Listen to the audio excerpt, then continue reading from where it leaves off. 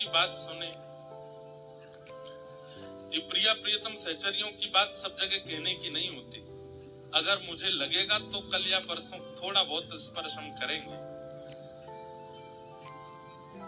तो जब उन दोनों ने वो बातें सुनी तो सुनकर के नेत्र सजल हो गए और तुरंत चरणों में प्रणाम करके कहा, भगवान ये प्रेम रस जो आप सुना रहे हैं इसके लिए तो हम तड़प रहे थे कितने दिनों से।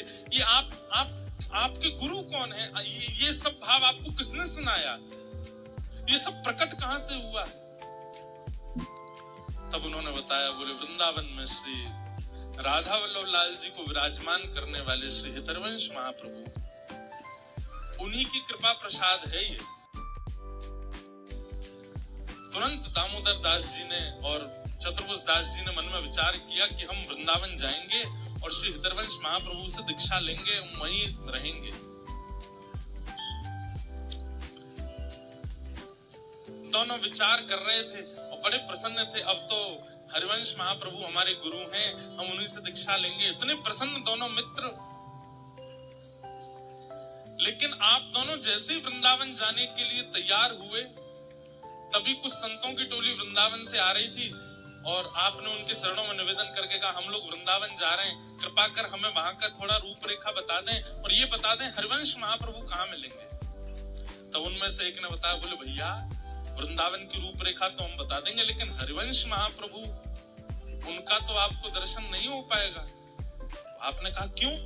बोले वो तो भगवत धाम चले गए, अभी 2 दिन पहले ही लीला में प्रवेश कर गए। ये खबर सुनते ही कि हम जिनको गुरु मान चुके, हम जिनसे मिलने के लिए तैयार वृंदावन जा रहे थे, भगवत अपनी लीला में प्रवेश कर गए।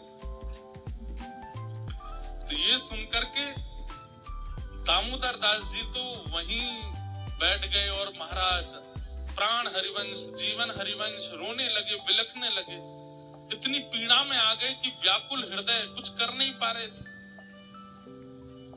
लेकिन चतुर्भुज दास जी को इतना विरह हुआ कि वो रुके ही नहीं, सीधे वृंदावन गए और वृंदावन जाकर के हितरवंश महाप्रभु के प्रथम पुत्र श्री वन्य चंद्र जी से उन्होंने दीक्षा ले ली। पिता की आत्मा ही पुत्र के रूप में होती है। लौट करके जब आप आए तो आपने आकर के यहाँ दामोदर दास जी से कहा कि भाई तुम भी वृंदावन चलो, महाप्रभु हितरवंश जी तो नहीं है लेकिन उनके पुत्र वंचन जी है, मैंने उनसे दीक्षा ले ली, तुम भी उनसे ले लेना। तो दामोदर दास जी यहाँ गड़ा में बैठे बैठे बोले, दीक्षा तो मैं उन्हीं से ही लूंगा, नहीं तो प्राण त्याग दूंगा अपने। और मैं संकल्प लेकर के बैठा हूं और किसी को जीवन में गुरु रूप में देखूंगा नहीं। मैं वंचन जी की बहुत प्रणाम करूं, निष्ठा, वो मेरे गुरु के पुत्र हैं, लेकिन फिर भी मेरे गुरु हरिवंश महाप्रभु ही हैं। और महाराज बैठ गए एक वृक्ष के नीचे। अभी तक कभी दर्शन भी नहीं किया था। आप सोचिए, केवल एक बार किसी और से सत्संग में महाप्रभु जी की बातें सुनी है, उससे इतना प्रगाढ़ विश्वास हो गया कि मेरे गुरु वही हैं। और यहीं जबलपुर की धरती गड़ा में बैठे बैठे वे चिंतन करते रहते थे, प्राण हरिवंश, जीवन हरिवंश, हरिवंश हरिवंश हरिवंश कह करके पुकारते रहते थे। उनका पुकार, उनका भाव, उनकी इच्छा इतनी प्रबल थी, इतनी श्रेष्ठ हुई। 3 दिन तक अन्न जल बिना ग्रहण किए जब महाप्रभु जी को पुकारा, तभी उनको सुंदर सुगंधी आने लगी और नेत्र खोल करके देखा तो क्या पाया, सामने श्री यमुना जी बह रही हैं, सुंदर सघन कुंज आपस में लिपट रहे हैं। यहाँ पर मदन टेर है, यहाँ पर निधिवन राज है, वहाँ बिहारी जी का मंदिर है, यहाँ राधा वल्लभ जी का मंदिर है, राधा रमन जी विराज रहे हैं। रसिक संत जन भ्रमण करते हुए श्री राधा कहते कहते भ्रमण कर रहे हैं। आप आश्चर्यचकित हो गए दामोदर दास जी। और आपने जाकर के किसी से पूछा, भैया ये हमारा गांव गड़ा तो नहीं है, ये जबलपुर तो नहीं है? बोले भैया कौन कहता है ये जबलपुर है गड़ा, ये तो श्रीधाम वृंदावन है, आप साक्षात वृंदावन में विराज रहे हो, ये वृंदावन है।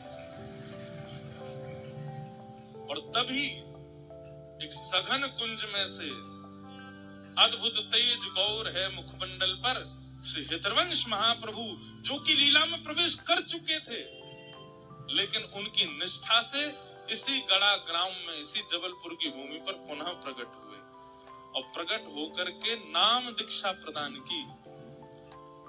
ये 2-3 ऐसे किस्से हमने सुने हैं, 2-3 वार्ताएं ऐसी सुनी है जहां पर गुरुदेव नहीं है शरीर से, लेकिन फिर भी उन्होंने आकर के दीक्षा प्रदान की। और उस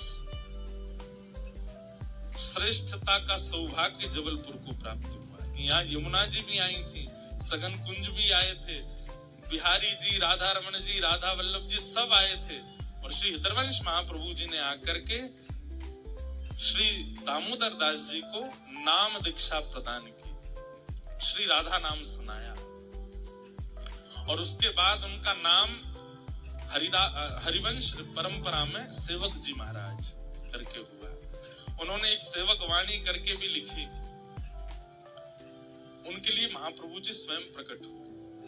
तो जबलपुर में गंगा जी आती हैं, ये तो एक बात है, लेकिन आपके इस जबलपुर में हमारा वृंदावन भी आ चुका है, यमुना जी भी आ चुकी हैं, पूरा ब्रजमंडल भी आ चुका है। तो इसलिए जबलपुर श्रेष्ठ है, सौभाग्यशाली हैं यहाँ जन्मे लोग।